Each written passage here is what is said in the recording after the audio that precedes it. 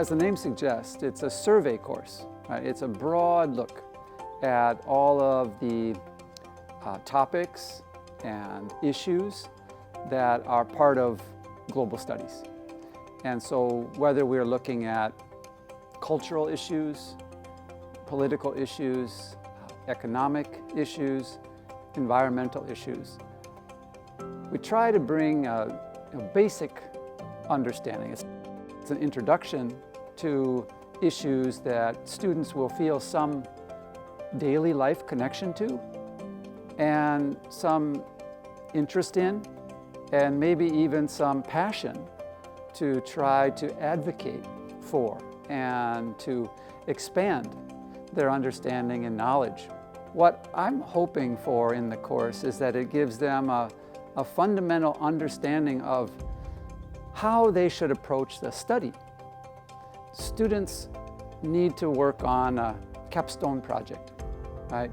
And I know that it's very hard for a first-year student, especially first semester, to think about what they should do as a fourth-year student.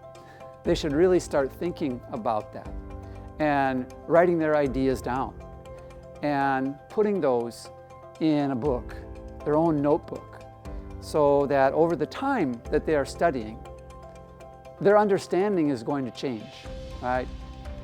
The context will change. They will acquire new knowledge. They will have different experiences. They will make new connections. And so how they are thinking as a first-year student is certainly going to change as they go through as a second year, third year, and a fourth-year student. And so with the survey of global studies, I think it's important that they really start to engage their ideas as early as possible.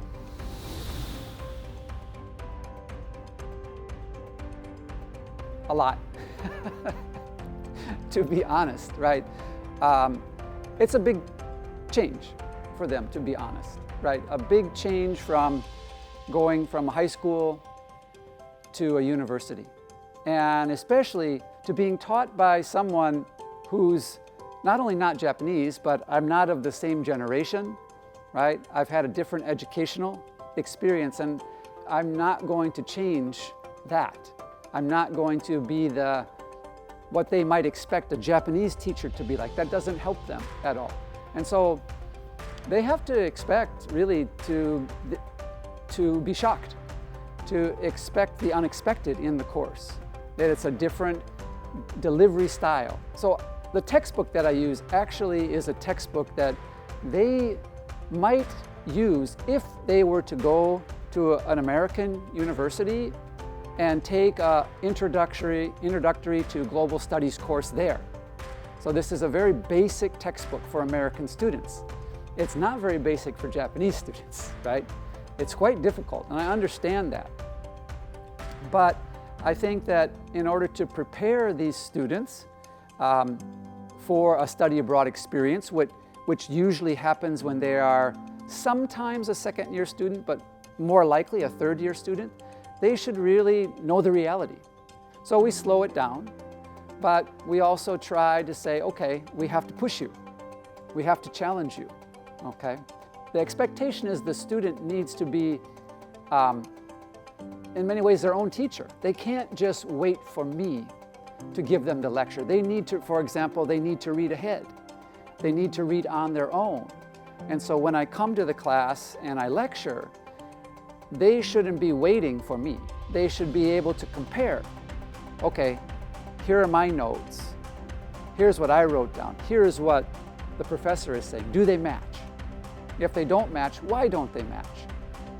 Should I ask a question? Yes, they should ask questions. They don't. That's a big problem, to be honest. I want to see more proactive students. They should expect to be challenged. They should expect to be wrong. And so the idea of being wrong, being okay with being wrong, that's so critical.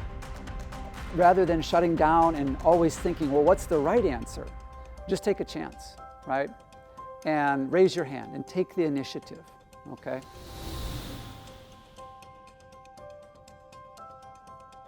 I really think the most important message is that you find your fit. You find the place that you're going to feel comfortable and that you're going to be able to develop your own interests and that you're going to be able to grow. And that may be Musashi University. It may not be. But as you're going through, right, particularly searching out universities, asking critical questions, right? When you go to the open campuses or when you go online and find their video, right? Really take time and study and think about what you can, well, first of all, what you can get from them, but also what can you give back? So how do you fit into that culture, that new culture that you're going to go to? That's, I think, the most important message that I can give to students.